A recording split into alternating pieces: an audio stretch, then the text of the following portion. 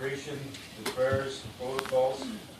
I want to acknowledge the sacred items that are with us that were brought into this assembly, sacred gathering this morning.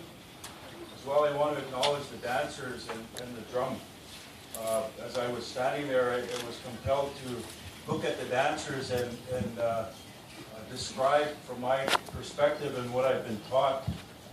These dancers all have a very specific role in coming here today. We had our jingle dress dancers, we had our fancy shawl, we had our fancy dancers.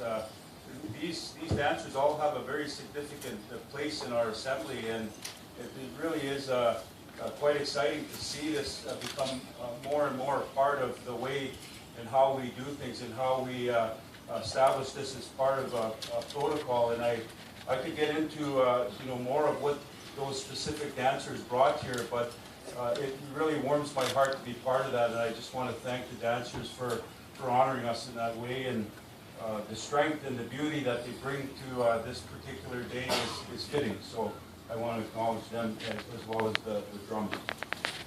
I want to as well acknowledge the Lieutenant Governor, Elizabeth. Thank you for being here with us. We've been in a number of meetings together so far, and the integrity that you bring as a Vice Regal is certainly representative of the Governor General, and the sentiment that must be maintained as the important protocols between the Crown and the Indigenous people. Certainly you elevate that to the highest level and degree, and I thank you for that, and welcome to this very important event today.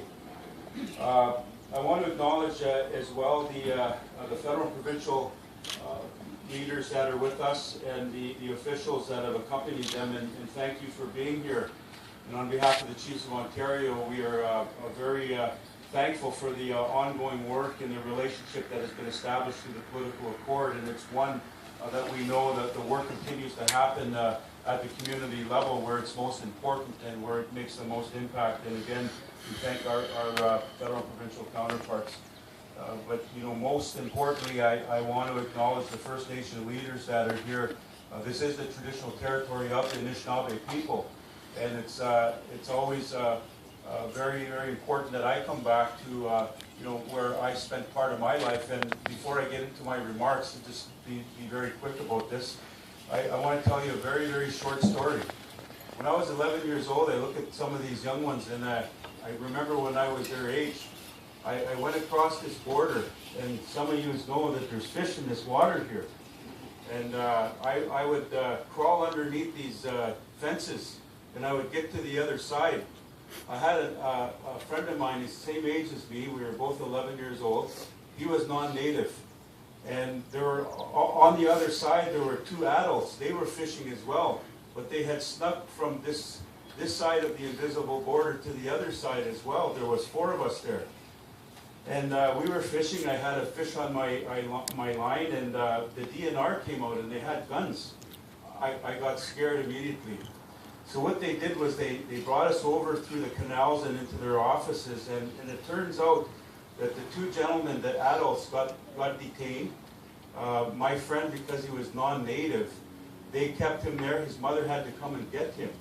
But because I was who I was as a First Nation person, and I told them where I came from, they put me in a car and they brought me back over here, and they said, next time you want to come over, just let us know you're coming over. Get somebody to bring you over here to fish. I tell you that story because it's very, very important for me. I always remember what happened to me at that time. It was a little bit scary, but something inside me said, I'm special. And as a First Nation, as a treaty person of the Robinson-Huron territory, I've come to understand what that was all about. And it is this notion of the sacred obligation and the covenant of treaty. And in that particular case, it was being respected by those across that border was the Jay Treaty, and our right to passage and to be able to access our traditional lands and resources. So I want to share that story with you, and I was thinking about that as I was looking at some of these young men here dancing. You could say that today's signing of the Unity Pact towards the redevelopment of the Port of Algoma is a long time coming.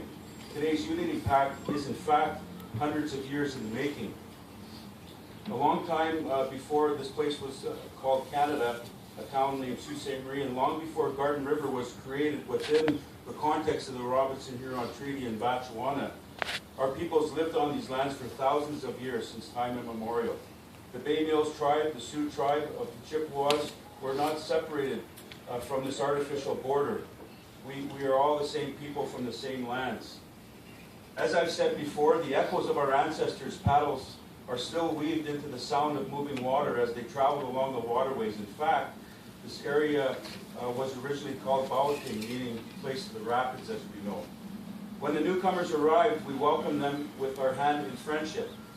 This is how treaties were formed, and this is how the hand in friendship, and that friendship is embedded in the treaties. And this is how, in fact, Canada was made.